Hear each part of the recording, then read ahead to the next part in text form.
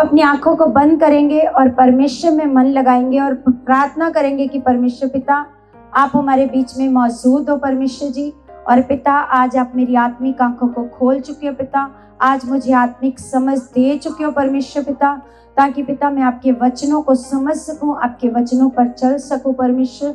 मैं आपका धन्यवाद करती हूँ परमेश्वर जी कि आपका अनुग्रह मेरे ऊपर आ चुका, मेरे परिवार पर आ चुका, मेरे बच्चों पर आ चुका परमेश्वर। आपकी ग्रेस परमेश्वर सच में खुदावंद आपकी ग्रेस मेरे बच्चों पर ठहर चुकी है पिता, मेरे परिवार पर ठहर चुकी है मेरे परमेश्वर। मैं प्रार्थना करती हूँ और मैं विश्वास करती हूँ ऐसा हो चुका है यीशु मसीह के नाम से, आमीन आमीन। तो जो मैं आपको बता रही थी कि जब हम डिसीजन लेते हैं ना, जब हम डिसीजन लेते हैं कि परमेश्वर हम ऐसा करेंगे, तो आपको पता है शैतान भी चाहता है तू ऐसा बोल के आया, मैं तेरे को ऐसा करने नहीं दूंगा, है ना। जो तूने परमेश्वर से वादा करा है वो तेरे को मैं करने नहीं दूंगा, है ना। शैतान, आप अपनी कोशिश करोगे और शैतान क्या करेगा, अपनी कोशिश करेगा। आपको पता है शैतान भी ये सारा कुछ कर सकता है, ये बरसात ये सब कुछ ये कौन कर सकता है, कर सकता है ना। मतलब जल प्रलय भी, है ना। जब आपको पता है नूह के समय में जल प्रलय आया, तो वो जल प्रलय परमेश्वर नहीं लेके आया, परमेश्वर नहीं लेकर के आया, है ना। बाइबल में तो अगर आप नूह की किताब पढ़ते हो तो आपको ऐसे लगता है कि जल प्रलय किसकी ओर से आया, सोच के देखो। जो परमेश्वर, मतलब ऐसा नहीं है कि परमेश्वर मारने वाला भी है और बचाने वाला, दो तरह का नहीं हो सकता, दो तरह का परमेश्वर नहीं हो सकता। एक तरफ परमेश्वर नूह को कह रहा है कि तू नूह जहाज बना और जाकर लोगों को क्या बता, सुसमाचार बता कि जल प्रलय आने वाला है। वो जल प्रलय परमेश्वर अगर लाने वाला होता तो परमेश्वर को बताने की क्या जरूरत थी, बताने की क्या जरूरत थी, नहीं जरूरत थी ना। तो इसलिए हमें ऐसे पढ़ने में ऐसे लगता है कि जल प्रलय कौन लेकर के आ रहा है, परमेश्वर, लेकिन नहीं, कौन लाने वाला था, कौन लाने वाला था, शैतान। ये सारा कुछ कर सकता है क्योंकि जब आप डिसीजन लेते हो तो शैतान एक्टिवेट हो जाता है, वो अपने काम में ऐसे। आपको पता है परमेश्वर के लोग आलसी हो सकते हैं लेकिन शैतान के लोग आलसी नहीं है। आपने देखा होगा कि परमेश्वर के लोग रात को आराम से सो जाते हैं, लेकिन जो शैतान के लोग होते हैं वो रात को सोते नहीं है। जितना जादू टोना तंत्र मंत्र सब कैसे चलता है, रात को चलता है ना। क्योंकि परमेश्वर के लोग आराम कर सकते हैं लेकिन शैतान के लोग आराम नहीं करते, वो आलसी नहीं है। वो उन्होंने, जो शैतान ने अपने सारे जो हथियार थे वो सारे परमेश्वर के लोगों को ऐसे दे दिए, आलस, है ना। रात को नींद आना, भारी नींद आना, और जो आपने डिसीजन लिया वो आप ना मानो, ये वो चाहता है ना। हम कुछ भी ऐसे डिसीजन लेते हैं, परमेश्वर हम इतना बीज आपके भवन के लिए बोएंगे, हम परमेश्वर इतनी प्रार्थना करेंगे। अगर आपने डिसीजन लिया परमेश्वर मैं कम से कम 2 घंटे प्रार्थना में ऐसे बैठूंगा, भाई भी डिसीजन लेते हैं, तो शैतान कभी भी आपको वो डिसीजन पूरा करने नहीं देगा, कभी नहीं पूरा करने देगा, वो अपना पूरा जोर लगाएगा। लेकिन परमेश्वर हम लोगों को सिखाता है कि परमेश्वर कहता है कि तुम शैतान की युक्तियों से अनजान नहीं हो, तुम अनजान नहीं हो।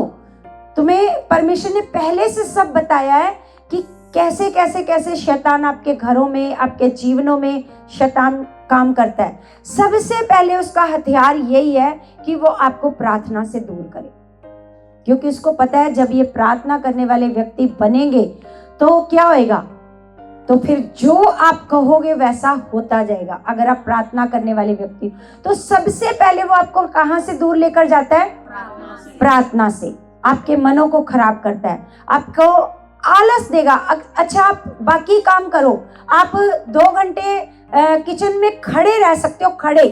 अगर आप कोई डिश बना रहे हो या आपके घर में कोई गेस्ट आ रहे हैं, खाना बना रहे हो, तो रेगुलर आप 2 घंटे खड़े रह करके खाना बना सकते हो, वो काम कर सकते हो।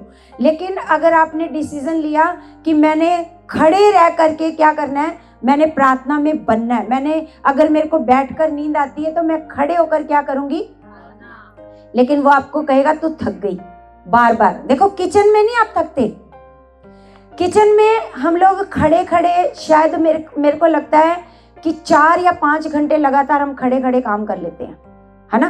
किचन खाना बनाना है, किचन साफ करना है, बर्तन मांजने हैं, खड़े खड़े हम लोग 4-5 घंटे काम कर सकते हैं, कर लेते हैं। लेकिन वही हम लोग जब प्रार्थना की बारी आती है तो हमसे प्रार्थना नहीं हो पाती। ऐसा क्यों है? ऐसा क्यों है? क्योंकि शैतान चाहता ही नहीं है कि आप प्रार्थना करो। वो नहीं चाहता कि आप प्रार्थना करो, है ना। आपका ध्यान इधर उधर भटकाने की कोशिश करेगा। और सबसे बड़ी बात, जैसे हम बात कर रहे हैं डिसीजन की, वो डिसीजन पर आपको कभी नहीं चलने देगा, है ना। जैसे हम लोग, एक बार मैंने पहले भी आपको पढ़ाया था, न्यायों की किताब में, न्यायों की किताब 11 का हम पढ़ेंगे 34, 309 नंबर पेज। यहाँ पर मैंने ये स्टोरी आपको पहले भी सुनाई थी कि ये जो यिप्ते था, है ना, इसने कहा कि परमेश्वर अगर तू मुझे जीत दिलवाएगा, है ना, मुझे क्या करेगा, मुझे युद्ध में, लड़ाई में तो मेरी जीत दिलवाएगा मेरे को, तो मैं क्या करूंगा, जब मैं अपने घर जाऊंगा, जो पहली चीज मुझे सामने नजर आएगी उसको मैं तेरे लिए क्या कर दूंगा, बलिदान कर दूंगा, है ना। बताया था ना आपको पहले भी। तो जब ये अपने घर जाता है तो सबसे पहले, अगर आप इसको पढ़ना, सबसे पहले इसको घर जाकर क्या नजर आता है, इसकी बेटी क्या नजर आता है।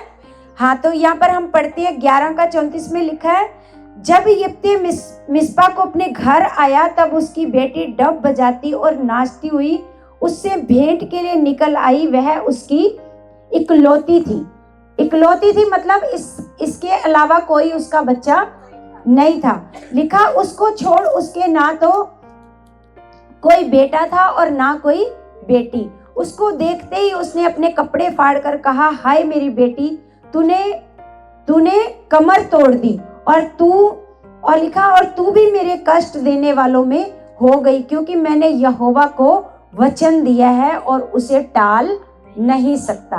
तो हम सब जब यहाँ पर वचन देते हैं परमेश्वर से, हम वादा करते हैं परमेश्वर, चाहे कुछ भी हो जाए, चाहे कैसा भी हालात, हमने यही डिसीजन लिया था ना पिछली बार, यही लिया था ना, चाहे कैसा भी हालात हो परमेश्वर, चाहे कैसा भी मौसम हो परमेश्वर, लेकिन हम हर संडे आपकी हजूरी में आएंगे, है ना।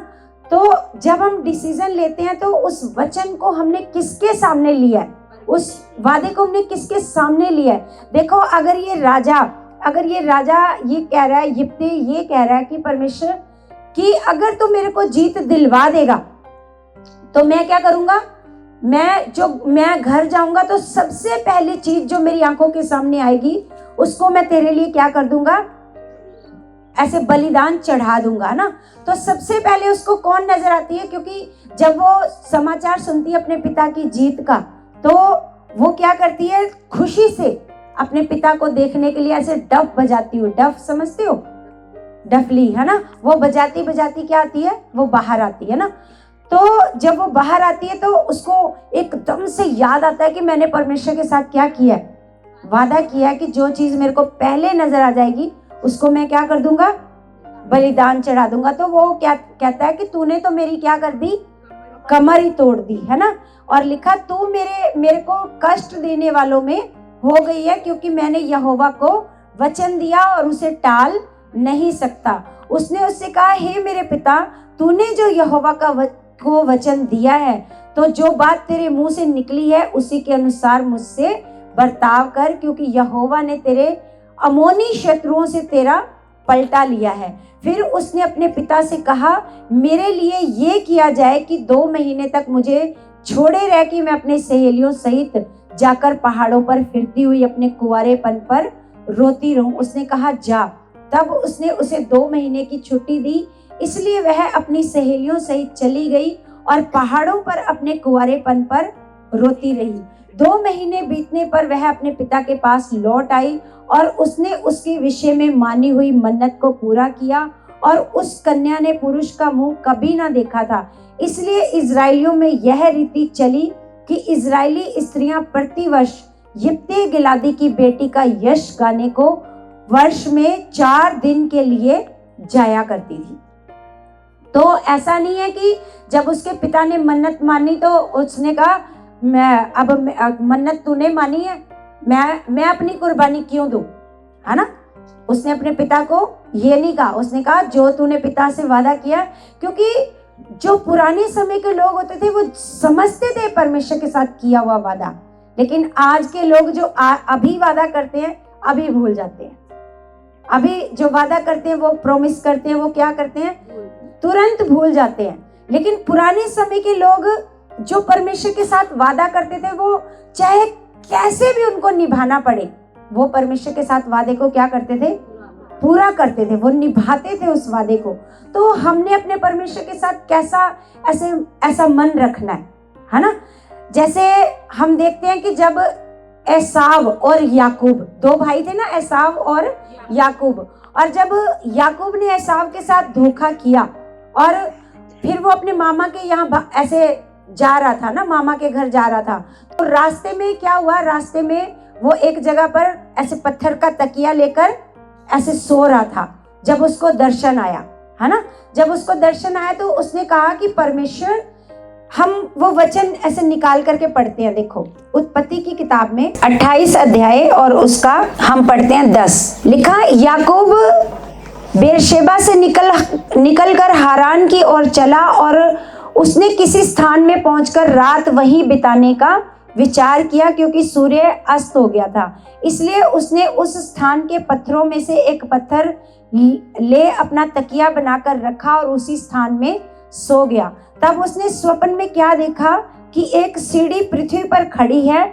और उसका सिरा स्वर्ग तक पहुंचा है और परमेश्वर के दूत उस पर से चढ़ते उतरते हैं, और यहोवा उसके ऊपर खड़ा होकर कहता है, मैं यहोवा तेरे दादा अब्राहम का परमेश्वर और इसहाक का भी परमेश्वर हूँ। जिस भूमि पर तू लेटा है उसे मैं तुझको और तेरे वंश को दूंगा, और तेरा वंश भूमि की धूल के किनकों के समान बहुत होगा, और पश्चिम पूरब उत्तर दक्षिण चारों ओर फैलता जाएगा, और तेरे वंश के द्वारा पृथ्वी के सारे कुल आशीष पाएंगे। और सुन, मैं तेरे संग रहूंगा, जहां कहीं तू जाए वहां तेरी रक्षा करूंगा, और तुझे इस देश में लौटा ले आऊंगा। मैं अपने कहे हुए को जब तक पूरा ना कर लूं तब तक तुझको ना छोड़ूंगा। तब याकूब जाग उठा और कहने लगा, निश्चय इस स्थान में यहोवा है और मैं इस बात को ना जानता था। और भय खाकर उसने कहा, ये स्थान क्या ही भयानक है, ये तो परमेश्वर के भवन को छोड़ और कुछ भी नहीं हो सकता, वरन ये स्वर्ग का फाटक ही होगा। भोर को याकूब उठा और अपने तकिए का पत्थर लेकर उसका खंबा खड़ा कर दिया और उसके सिरे पर तेल डाल दिया। उसने उस स्थान का नाम बेतेल रखा और उस नगर का नाम पहले लूज था। तब याकूब ने ये मन्नत मानी, यदि परमेश्वर मेरे संग रहकर इस यात्रा में मेरी रक्षा करे और मुझे खाने के लिए रोटी और पहनने के लिए कपड़ा दे। अब ये क्या कर रहा है, ये मन्नत मान रहा है।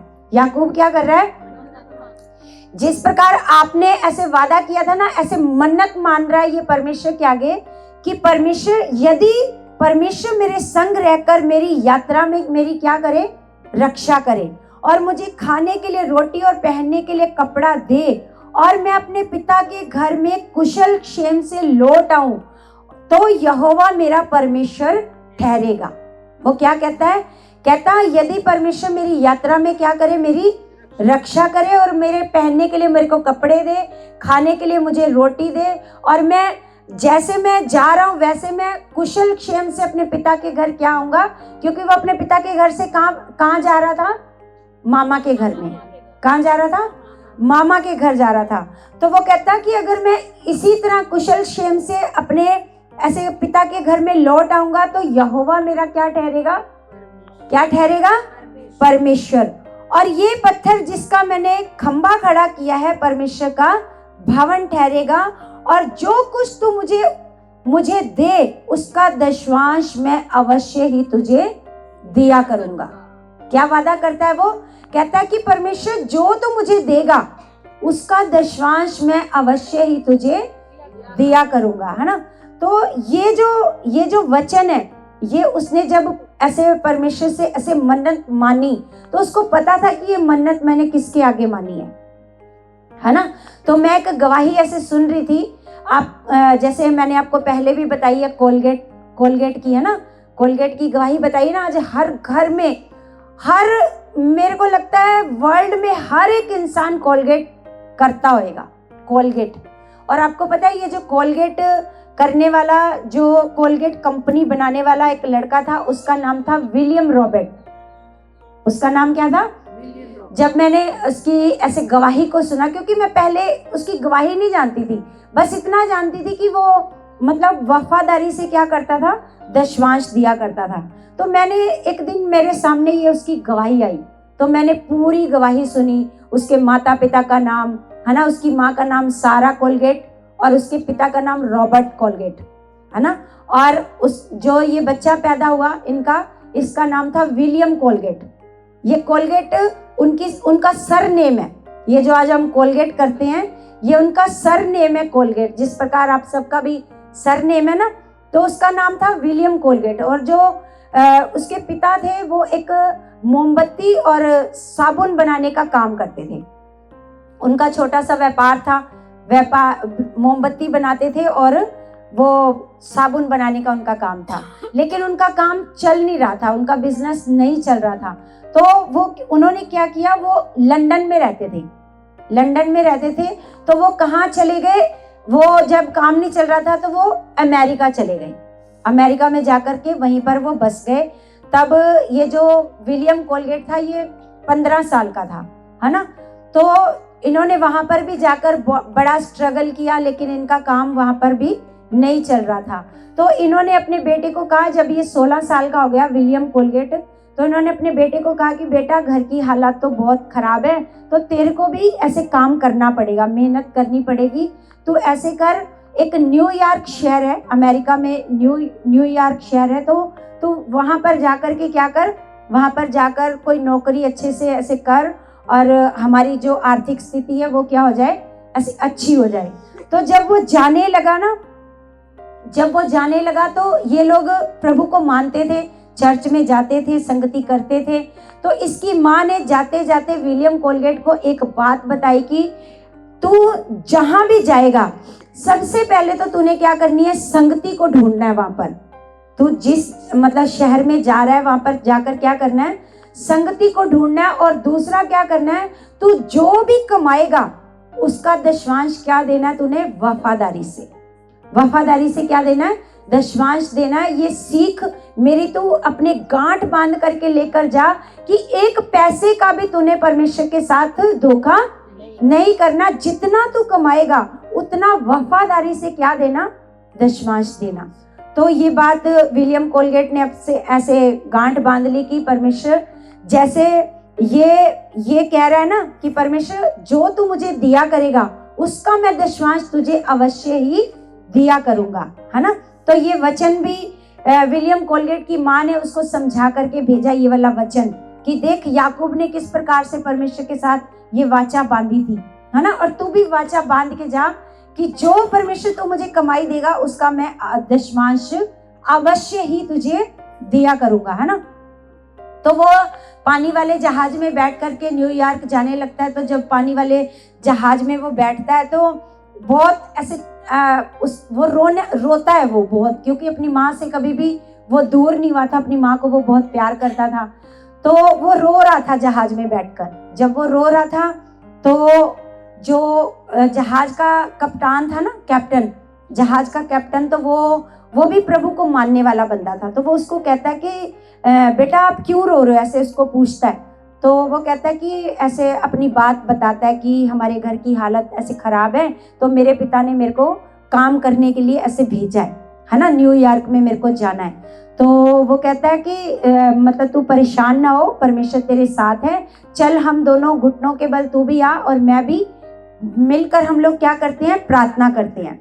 तो मैं देखता हूँ परमेश्वर तेरे लिए क्या योजना है, परमेश्वर की तेरे लिए, है ना। वो दोनों जब ऐसे प्रार्थना करने के लिए बैठते हैं तो जो जहाज का कप्तान होता है तो वो भी प्रार्थना करता है उसके लिए। तो वो प्रार्थना करते करते उसको कहता है कि मैं ये देख रहा हूँ कि परमेश्वर बहुत बड़ी एक फैक्ट्री है जो परमेश्वर तेरे को देने जा रहा है, बहुत बड़ा बिजनेस जो परमेश्वर तेरे को ऐसे देने के लिए जा रहा है, मैं ये देख रहा हूँ। लेकिन एक काम करना, तूने हमेशा सबसे पहले जब तू न्यूयॉर्क में पहुंचे तो तूने सबसे पहले चर्च देखनी है, संगति देखनी है। उसकी माँ ने जो सिखाया था सेम वो सारी बातें वो सिखा रहा है उसको, है ना। और संगति देखनी है। और उसने कहा कि तूने अपने दशमांश को क्या करना है, वफादारी से। देखो सेम जो चीजें उसकी माँ ने सिखा करके भेजा, तो वो जहाज का कैप्टन भी उसको सेम वही बातें सिखा रहा है। तो उसको पता चला कि सचमुच ये मेरे को कौन सिखा रहा है, क्योंकि नहीं तो कैप्टन को क्या पता कि मेरी माँ ने भी यही बातें मेरे को सिखा करके भेजी है ना। तो वो जब न्यूयॉर्क सिटी में जाता है तो एक चर्च में जाता है, वहां पर संगति करता है। बहुत दिन उसको ऐसे सड़कों पर ही रहना पड़ता है, उसको कोई जॉब नहीं मिलती, जॉब ढूंढता है ना। खाने के लिए भी उसके पास खाना नहीं होता, बहुत स्ट्रगल करता है, बहुत ऐसे घूमता है। फिर वो आकर के परमेश्वर के भवन में जब संगति में आता है, चर्च में आता है, तो चर्च में आकर फिर वो याकूब वाला ये वचन कहता है कि परमेश्वर अगर तू मुझे जॉब दे, ऐसे कहता है जो याकूब कह रहा है। तो कहता है कि परमेश्वर अगर तू मुझे जॉब दे तो मैं उसका निश्चय वफादारी से दशमांश तेरे भवन में लाया करूंगा, और तेरे जो सेवक हैं उनका परमेश्वर का काम करने में तेरी क्या करा करूंगा, ऐसे ऐसे मदद उनकी करा करूंगा। ऐसे करके वो ऐसे जब बोल करके जाता है तो वो ऐसे न्यूयॉर्क की गलियों में घूमता है, तो उसको एक साबुन की फैक्ट्री मिलती है। जो साबुन की फैक्ट्री के बाहर लिखा होता है यहाँ पर वैकेंसी है, लड़का मतलब लड़के चाहिए यहाँ पर काम करने के लिए। तो वो उस फैक्ट्री के मालिक से मिलता है, बात करता है। वो कहता है कि साबुन बनाने का काम मेरे को अच्छे से आता है, क्योंकि मेरे पिताजी बचपन से जब मैं उनको देखता आया हूँ तो मेरे पिताजी साबुन बनाने का काम करते हैं, मोमबत्ती बनाने का काम करते हैं। ये काम मेरे को बड़ी अच्छे से आता है, आप मेरे को काम पर रख लो। तो जो मालिक होता है उसको काम पर ऐसे रख लेता है ना। तो वो बड़ी ईमानदारी से क्या करता है, काम करता है, बड़ी वफादारी से काम करता है। और जब उसका महीना होता है तो वो जब सैलरी मिलती है तो बहुत बड़े स्ट्रगल के दिन है, बड़े मतलब स्ट्रगल के दिनों में भी उसने क्या किया, उसने वफादारी से परमेश्वर के भवन में क्या किया, ऐसे दशमांश को दिया, है ना। जब वो दशमांश देने लगा तो और भी परमेश्वर उसकी बुद्धि को खोलता गया। क्योंकि कई बार क्या होता है, जिस प्रकार नीति वचन कहता है कि जो हमारी भेंट है वो हमारे मार्गों को क्या करती है, खोलती है। जो हम भेंट देते हैं हमें लगता है कि हमारी तंगी है, क्योंकि तंगी के दिनों में ही पता चलता है कि आप परमेश्वर के साथ कितने वफादार हो, कितने वफादार हो। ये कब पता चलता है, जब आपके पास है, आप आराम से दशमांश दे रहे हो, तो फिर तो कोई बड़ी बात नहीं है ना, आप आराम से दशमांश दे रहे हो। लेकिन जब तंगी है, आपके पास खुद खाने के क्या पड़े हैं, लाले पड़े, आपके पास खुद खाने को नहीं है ना, तब आप दशमांश दे रहे हो, तो ये परमेश्वर की नजर में क्या है, बड़ी बात है ना। जिस प्रकार विधवा को एलिया ने कहा, एलिया वो कहती है मेरे पास एक ही रोटी है, वो कहता मेरे लिए ला, है ना। परमेश्वर को वो चीज पसंद है जब आप घटियों में बोते हो, है ना, जब आपके पास बहुत कम है। जब आप मान लो 50,000 कमा रहे हो तो आप 5,000 दे रहे हो तो कोई बड़ी बात नहीं है, कोई बड़ी बात नहीं है ना। लेकिन बड़ी बात तब है जब आप 100 रुपए कमा करके ला रहे हो, आपको पता है मेरा 120 रुपए खर्चा है, उसमें से भी मेरे को 10 रुपए क्या देना है, दशमांश देना है। तो जब आप वफादारी से देते हो वो बहुत बड़ी बात है। तो परमेश्वर क्या करता गया, उसकी बुद्धि को खोलता गया, उसको और वो अच्छे से काम करता गया, और अच्छे से जब काम करता गया तो आपको पता है जो वो मालिक था उसने क्या किया, उसने उसको अपना पार्टनर बना लिया। क्या कर लिया, विलियम कोलगेट को क्या कर लिया, अपना पार्टनर बना लिया। उस समय तो साबुन की फैक्ट्री थी, जब शुरुआत हुई तो कोलगेट नहीं बन रही थी, कोलगेट नहीं बन रही थी, क्या बन रही थी, साबुन बन रहा था। और आपको पता है जब वो पार्टनर बना और फिर क्या हुआ, धीरे धीरे विलियम कोलगेट पूरा ही उस फैक्ट्री का क्या बन गया, मालिक बन गया। तो उसको परमेश्वर ने जैसे जैसे वो बढ़ता गया, वो उसने अपने दशमांश को क्या करना शुरू कर दिया, बढ़ाना शुरू कर दिया, दशमांश बढ़ा करके ऐसे देना शुरू कर दिया। तो जब उसने दशमांश बढ़ाना शुरू किया, परमेश्वर ने उसको बहुत बढ़ाया। पूरे अमेरिका में विलियम कोलगेट के बनाए हुए साबुन बिकने लगे, और इतनी ज़्यादा डिमांड आने लगी, इतनी ज़्यादा कि वो उनकी डिमांड को भी पूरा नहीं कर पा रहा था। इतनी ज़्यादा डिमांड आने लगी, इतना उसका बिजनेस ब्लेस होने लगा, बहुत ऐसे बिजनेस बढ़ गया उसका, बहुत काम बढ़ गया। फिर विलियम कोलगेट ने सोचा कि सिर्फ साबुन नहीं, अब और भी सामान बनाना चाहिए, है ना। तो हम लोग तो कोलगेट को कोलगेट के नाम से जानते हैं ना। अगर हम किसी को कहें कि ये कोलगेट किसी का नाम है तो कोई मानेगा? कोई नहीं मानेगा, है ना। हम तो कोलगेट को सिर्फ ये जानते हैं कि ये कोलगेट है, ये दांतों पर करने वाली क्या है, कोई पेस्ट भी नहीं बोलता इसको, है ना। कोई ये नहीं कहता कि आपके घर में पेस्ट है, वो बोलेगा कोलगेट है।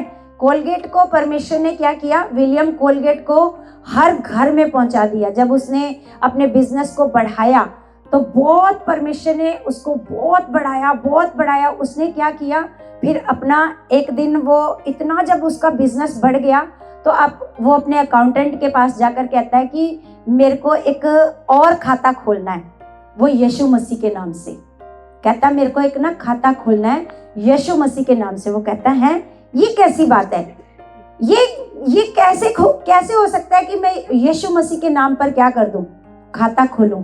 वो कहता है नहीं, खाता खोल, अब यीशु मसीह मेरा क्या होएगा, पार्टनर। उसने यीशु मसीह को क्या बना लिया, अपना पार्टनर बना लिया। और कहता आधी जो भी इनकम होएगी वो मेरे अकाउंट में होएगी, और अकाउंटेंट को बोला आधी सीधी यीशु मसीह के अकाउंट में होएगी, है ना।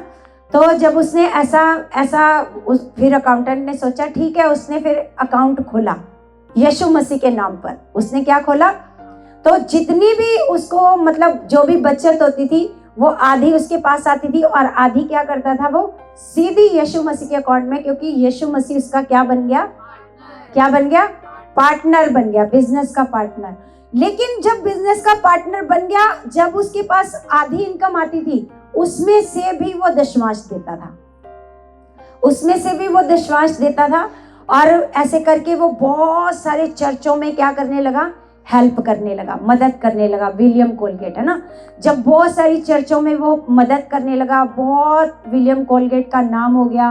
फिर भारत में भी उसके प्रोडक्ट आ गए, पहले भारत में नहीं थे, उसके प्रोडक्ट भारत में नहीं थे। अब तो ऐसा लगता है जैसे कोलगेट भारत का ही हो, ऐसा लगता है ना, क्योंकि कोलगेट नीम वाली आ गई, वेद शक्ति आ गई, है ना, कई तरह की, ऐसा लगता है जैसे ये भारत से ही बन रही है ना।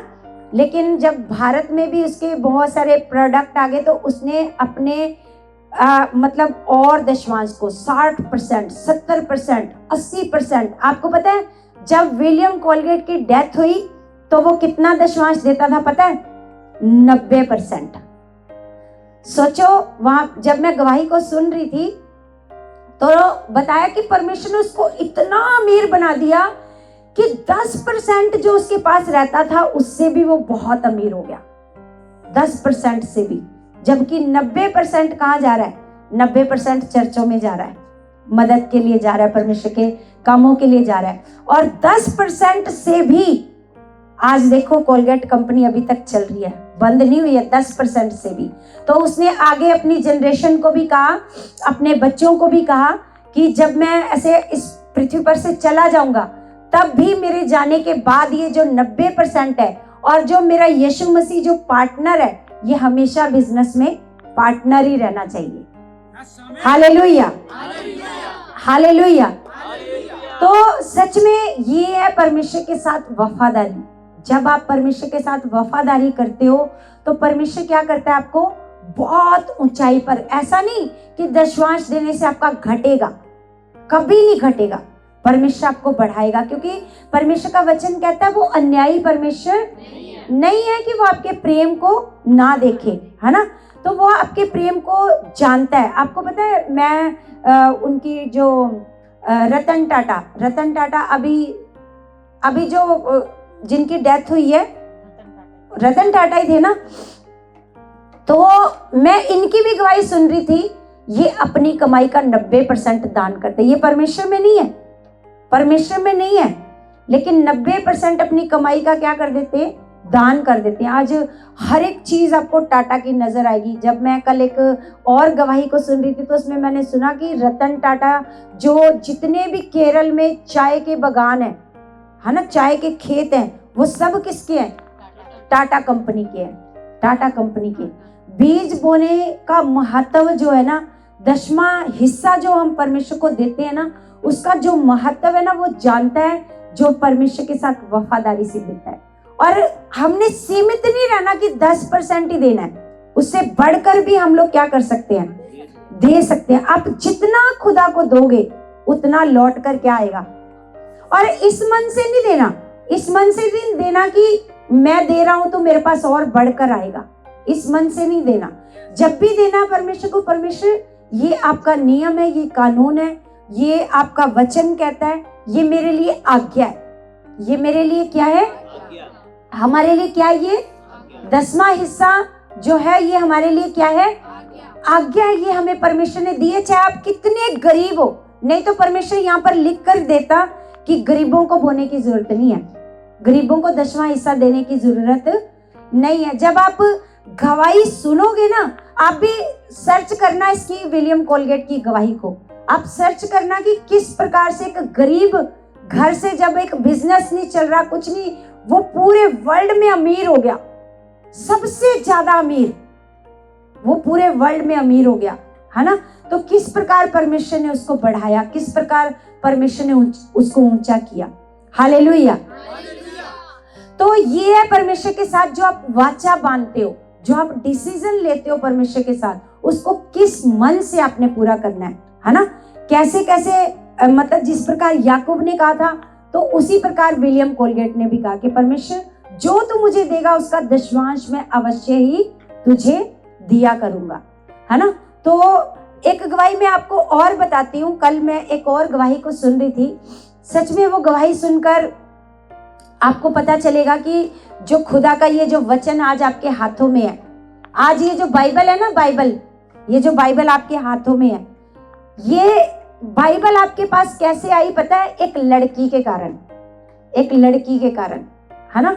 आपके हाथों में पहले सबके पास ये बाइबल नहीं हुआ करती थी, ये बहुत महंगी होती थी बाइबल, इतनी महंगी होती थी कि बहुत ही चंद अमीर लोग इसको खरीद पाते थे, बहुत कम लोग, बहुत कम लोगों के पास होती थी। या फिर लोगों को वचन सुनना होता था तो वो चर्चों में जाकर के परमेश्वर का वचन सुनते थे।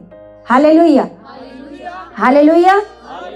तो एक लड़की मैरी जोन्स उसका नाम था, 1784 में, 1784 की बात है ये, है ना। तो मैरी जोन्स उसका नाम था। तो जब वो 10 साल की थी, तो जब वो अपने माता पिता के साथ ऐसे परमेश्वर के भवन में जाती थी, तो जब वो वहां पर वचन सुनती थी, जैसे रूत के बारे में, दाऊद के बारे में, शमूएल के बारे में, ऐसे जब वो वचन सुनती थी तो उसके मन में आता था कि परमेश्वर मेरे पास भी बाइबल क्यों नहीं है। ऐसे वो सोचती थी कि बाइबल, परमेश्वर मेरे पास क्यों नहीं है, मेरे पास भी बाइबल हो तो मैं भी क्या करूं, बाइबल को क्या करूं, पढ़ सकूं, है ना।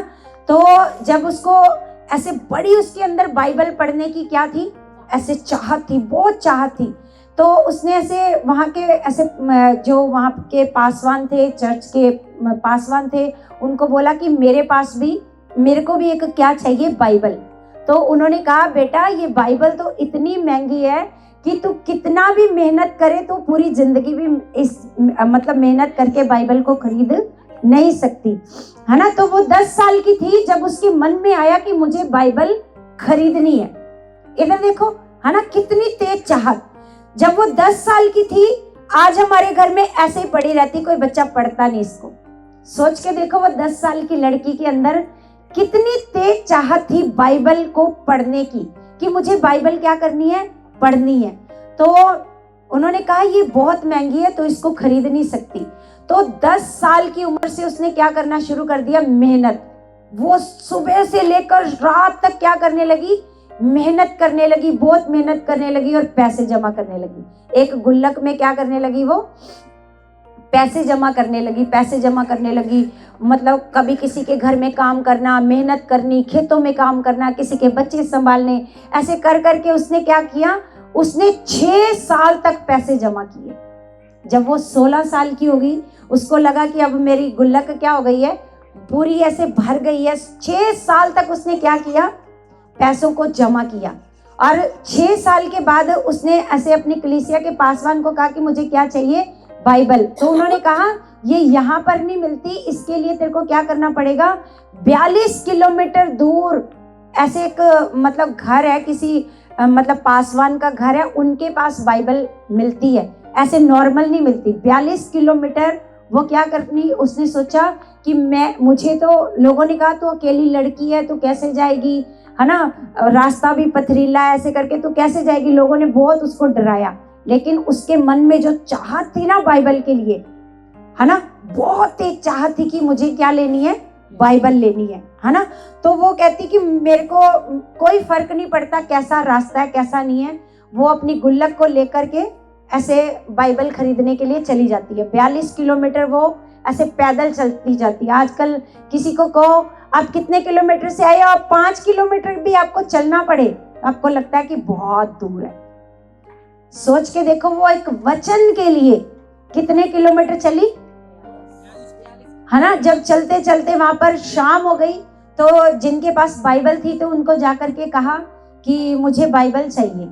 तो उसने कहा कि मतलब जो बाइबल थी, एक अमीर व्यक्ति आया था, वो सारी बाइबल ऐसे खरीद कर ले गया, अब तो बाइबल नहीं है, अब तो बाइबल बची नहीं।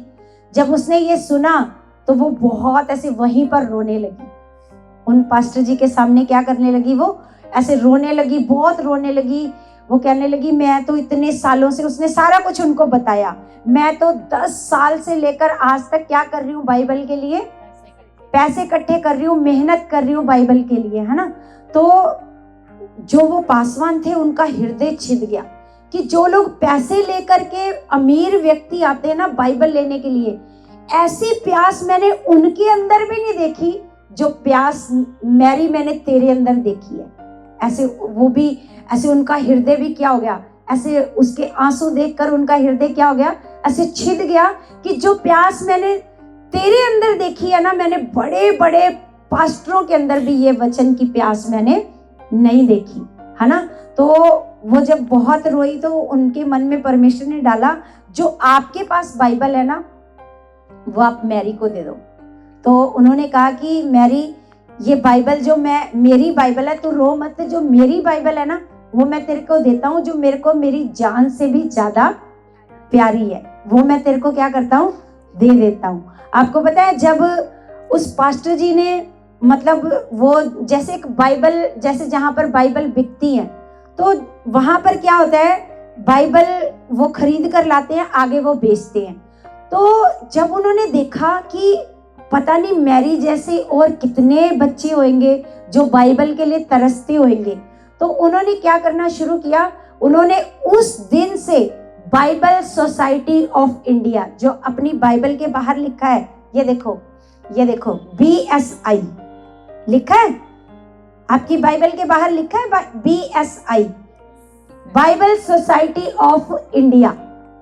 उस बाइबल सोसाइटी का उसी दिन उन्होंने क्या किया, शुरुआत करी कि आज से बाइबल सोसाइटी, जहां से हम बाइबल खरीद कर लाते हैं ना, यहाँ पर बाइबल सोसाइटी ऑफ इंडिया है ना, यहाँ पर दिल्ली में भी है, तो जहां से हम बाइबल खरीद करके लाते हैं, तो ये बाइबल सोसाइटी की शुरुआत करने वाली वो लड़की है मैरी जोन्स।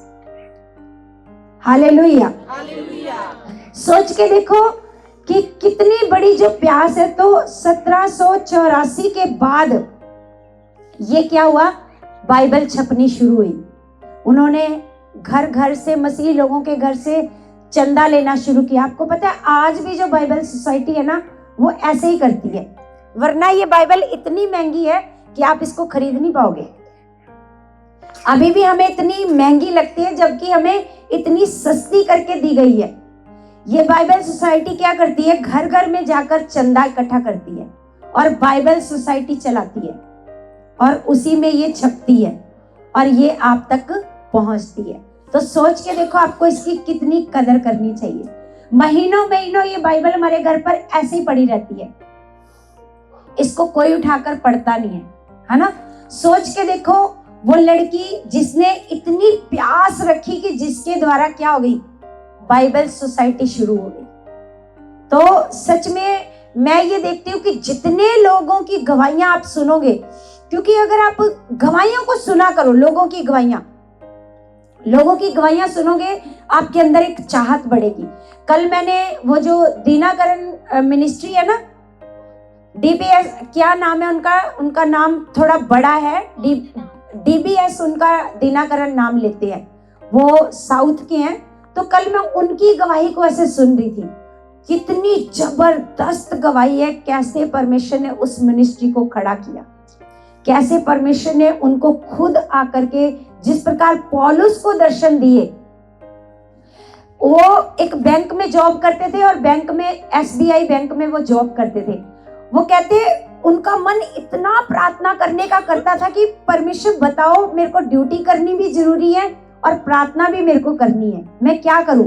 तो आपको पता है, जब वो प्रार्थना करने बैठ जाते थे अपने घर पर, तो 8-8 घंटे बीत जाते थे।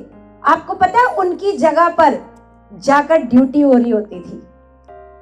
बैंक में क्या हो रही होती थी, ऐसे जैसे एक शरीर उनको खुद नजर आता था कि मेरा खुद का शरीर क्या कर रहा है, काम कर रहा है। Hallelujah, hallelujah.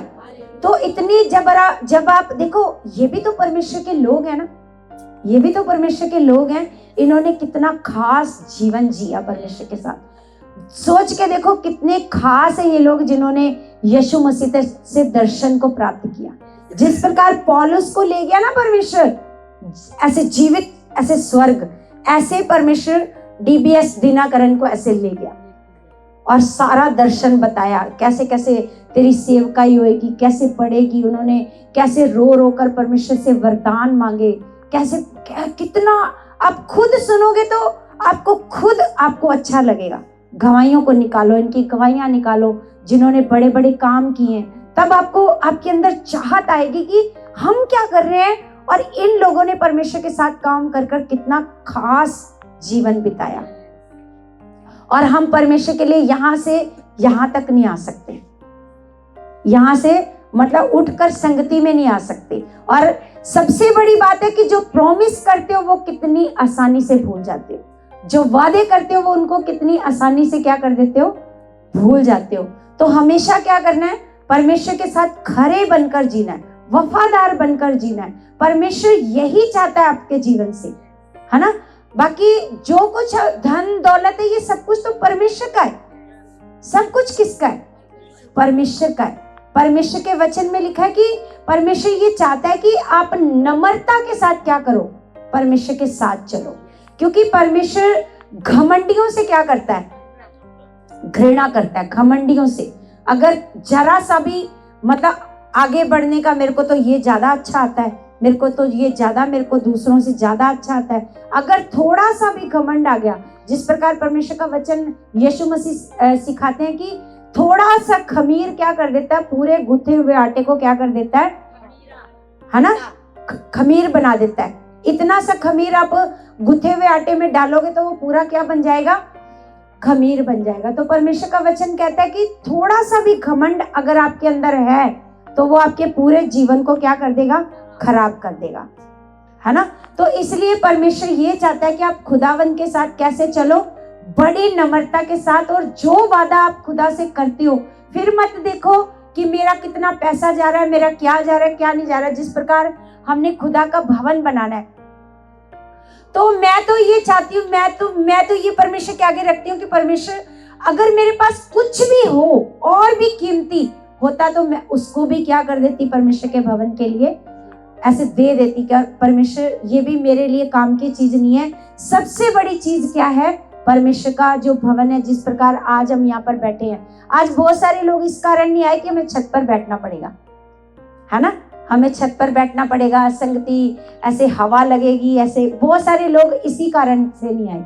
लेकिन अगर ये भवन हो, तो अगर भवन, हमने देखा है जहां पर भवन नहीं भी है, खुले में, है ना, अंकुर नूला मिनिस्ट्री सालों से आज तक खुले में ही है। आज तक खुले में क्या हो रही है, वहां पर संगति हो रही है ना। तो परमेश्वर के जहां पर लोग हैं, जहां चाहत वाले लोग हैं। आज मैं सुबह ही बात कर रही थी, मैंने कहा आज देखते हैं कौन चाहत वाले लोग हैं। परमेश्वर कौन से जो लोग हैं, परमेश्वर पता चलेगा कौन चाहत वाले लोग हैं जो आपकी हजूरी में आएंगे, है ना। और जो चाहत वाले लोग नहीं है वो कहेंगे हम आज रजाइयों में बैठेंगे, क्योंकि आज बाहर बड़ी ठंडी हवा चल रही है। जो बाहर रोडों पर काम कर रहे हैं, क्या उनके लिए ठंडी हवा नहीं है ना। जो रेड़ियां लगाकर, है ना, सामान बेच रहे हैं, उनके लिए ठंडी हवा नहीं है। वो आते हैं, क्योंकि उनको पता है कि अगर हम नहीं आएंगे तो हम खाएंगे कहाँ से, है ना। लेकिन जो आत्मिक लोग हैं उनको प्रभु की संगति का कोई भी ऐसे आदर नहीं है। प्रभु की संगति का क्या होना चाहिए? सबसे पहले आपके मनों में आदर होना चाहिए। जब आप आदर रखोगे परमेश्वर के साथ, इसी मन से चलोगे, जब आप कोई हालात नहीं देखोगे, जिस प्रकार रोमियो की पुस्तक में लिखा है कि कोई भी अकाल, कोई भी नंगाई, कोई भी तलवार, कोई भी जोखिम मुझे प्रभु के प्रेम से अलग नहीं कर सकती। सच में कोई भी हालात हमें प्रभु के प्रेम से अलग नहीं कर सकता। ये छोटी सी थोड़ी सी ठंडी हवा हमें क्या रोक सकती है? बोलो, रोक सकती है? नहीं रोक सकती। देखो वो भाई साहब की चाहत कितनी तेज है ना। ये दूसरों के आगे, क्योंकि उनको पता है अब वहां पर तो इनके बच्चे ले आते थे पकड़ के, अब यहाँ पर इनको आने के लिए क्या करना है? ये रिक्वेस्ट करते हैं। इन्होंने कहा, गिरजा सिस्टर ने, नहीं मुझे तो दीदी ने 9 बजे बुलाया, मैं तो 9 बजे जाऊंगी। इन्होंने रिक्वेस्ट करी कि सिस्टर मेरे को लेकर के ही जाना, नहीं तो कोई बंदा बहाना बना सकता है ना, बहाना बना सकता है कि मेरे को तो कोई लाने वाला नहीं है।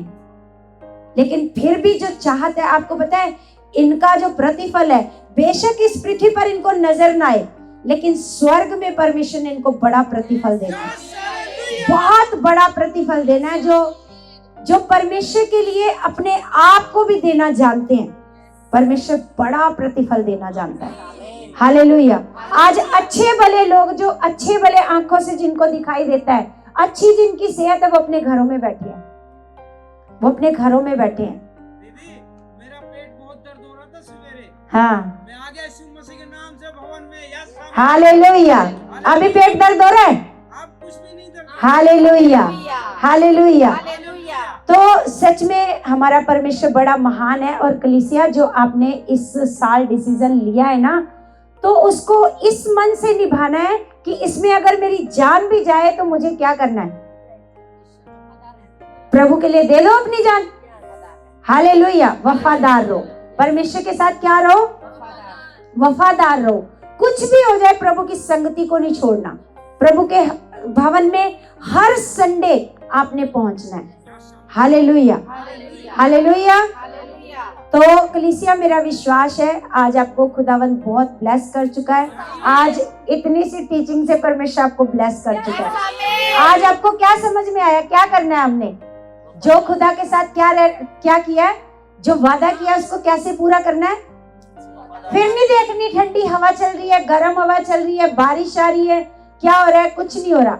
आपके बैठने का इंतजाम करना हमारा काम है ना। अगर बारिश आ रही होती तो हम कोई और इंतजाम देखते, है ना। बाकी हम प्रार्थना कर रहे हैं, और आप भी सारे क्या करो? आप भी सारे प्रार्थना करो कि परमेश्वर आप तो इंतजामी खुदा हो, आप तो इंतजाम। और मेरा खुदा, मेरा विश्वास है वो आपकी प्रार्थना का उत्तर अवश्य देगा, वो आपकी प्रार्थना का अवश्य उत्तर देगा। और इस एरिया में, यहाँ आसपास के एरिया में भी ऐसा चर्च नहीं होगा जैसा हमारा चर्च होगा। हालेलुया। नजदीक भी नहीं ऐसा चर्च होएगा जैसा खुदावंद हमें चर्च देगा। वो आपके विश्वास से होएगा, वो आपकी प्रार्थना से होएगा। अगर आप, कितने लोगों ने घर जाकर करी थी प्रार्थना? वाह, ये तो सारे लोग बहुत अच्छे हैं। परमेश्वर, अब तो भवन बनने को कोई नहीं रोक सकता, क्योंकि प्रार्थना वो हथियार है जिससे हम परमेश्वर से बड़े बड़े कामों को ले सकते हैं। हालेलुया। तो परमेश्वर आपको बहुत ब्लेस कर चुके हैं यीशु मसीह के नाम से। आमीन, आमीन।